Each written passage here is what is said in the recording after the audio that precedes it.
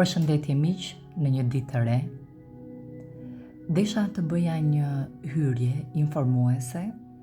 Tashmë po kalojmë emisionet ose pjesët tona në kanalin e YouTube-it.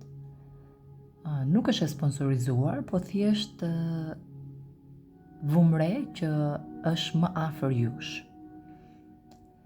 Nëse keni nevojë edhe mundësi të dëgjoni pjesët më përpara, ato janë të aplikacioni Spotify, por jo shumë veta kishin mundësi t'i dëgjonin për shkakun se duhej ose aplikacionit të downloadoj, pra të ishte në telefonin e tyre, ose disa telefona që janë firma të ndryshme nuk e mbartin këtë aplikacion, pra kanë të tyre. Dhe për të qenë sa më afër jush, atëre menduam që të kalojmë në këtë format. Urojmë që të jemi pranë njëri tjetrit, nëse keni dëshirë, na shkruani që të ndjejmë që nuk jemi vetëm, pra sa mundësi dhe këshilla që mund t'i japim nga eksperienca jonë, dhe pse jo, thjesht për të dëgjuar. Ndoshta në të ardhmen do të kemi mundësinë që të bëjmë edhe biseda të drejtë për drejta, kur thjesht të dëgjojmë njëri tjetrin. Është një nga ato vështirësitë e jetës që nuk e di nëse duhet ta them fatkeqësisht, i bie pesha më e madhe familjes, në mos them e gjitha, dhe je thjesht detyruar të vazhdosh me të. Por, kur them fatkeqësisht, është sepse kur mungon informacioni dhe mbështetja e duhur, atëre kjo kthehet në një sëmundje tjetër. Kthehet në një dramë apo në një traumë për pjesëtarët e familjes që janë duke u kujdesur, përveç personit që smuret.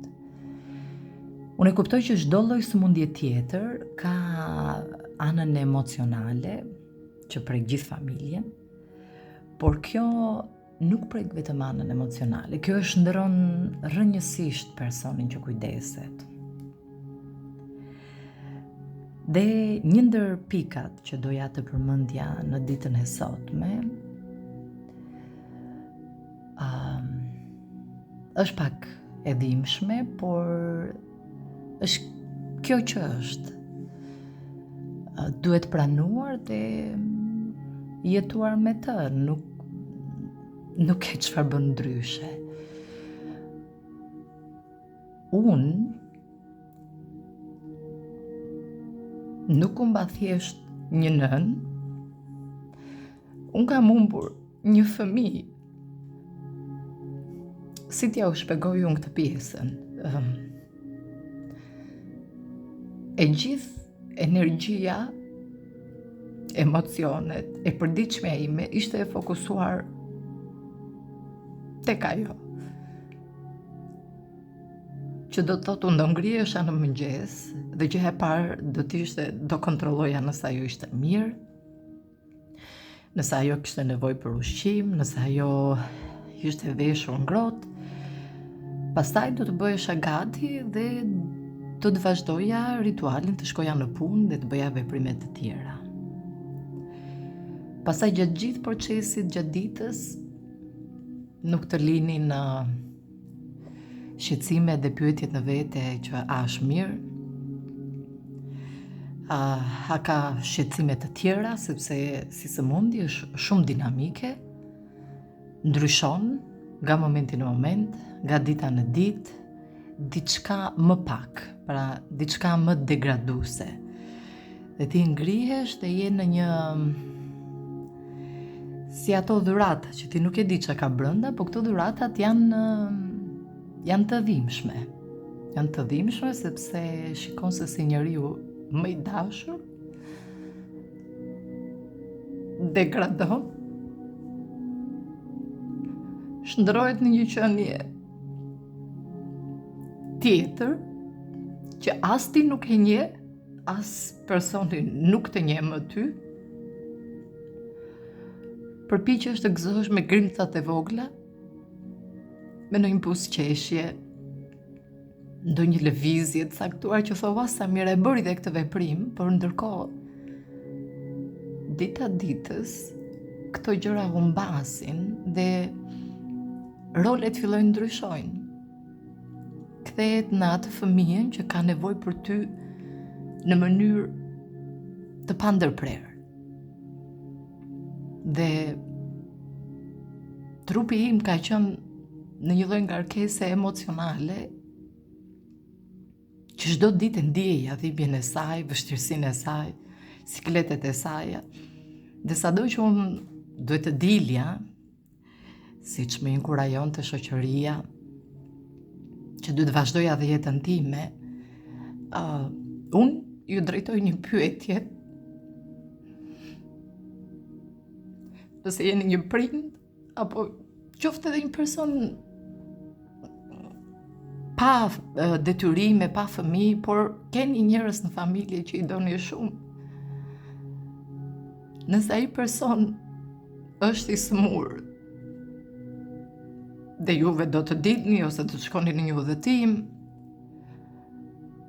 a do të ishit ju të lumtur, në paqe me veten, dhe të shkoni të gëzoni atje ku po shkoni? E kam bërë shpeshherë në mënyrë të pavetdijshme, automatike, sepse kështu të shtyn, domethënë rryma e jetës, por asnjëherë nuk kam qenë 100% aty, 100% e lumtur te ky eventi, domethënë nuk gëzoja dot. Nuk mundesha të gëzoja. Por vazhdova gjithë këto vite, nuk fola shumë, më mundoi dhe kjo pjesa. Nuk fola shumë sepse nuk kisha energji dhe fuqi në ato momente. Shoqëria, familja, njerëzit kishin pritshmëri të mëdha dhe mendonin se unë me atë shkopin magjik do t'i rregulloja të gjitha. Harronin që unë isha e vogël, kisha ëndra. Ishte momenti sa po formësohesha edhe unë si njeri, kisha nevojë për një dorë, për një mbështetje, për një këshill, dhe jo për një shuplak më tepër.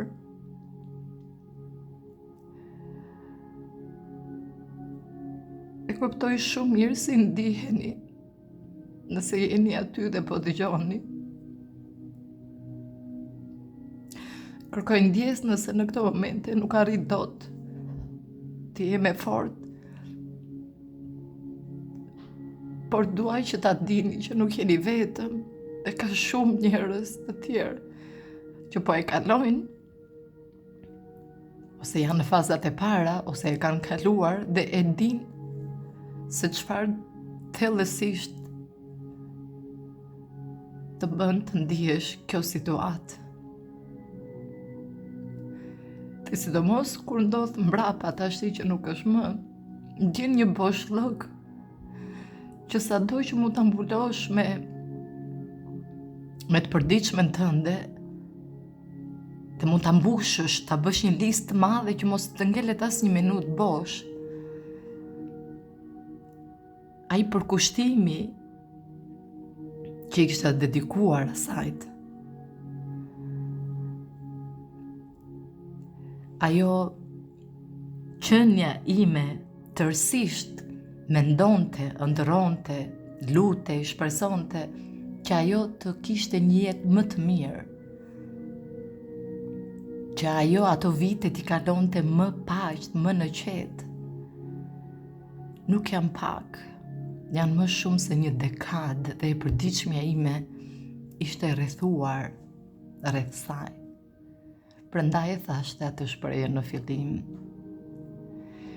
Nëse ju jeni duke rritur dhe edukuar një qenie, një fëmijë, çdo ditë gëzoni ato ndryshimet e vogla që ndodhin, derisa vjen një moment që bëhet pavarësia, dalin jetë, edhe po prap ju merr një gëzim. Ndërkohë unë kujdesesha për një fëmijë që vetëm kishte më shumë nevojë për mua çdo ditë. Më shumë se dita më parë.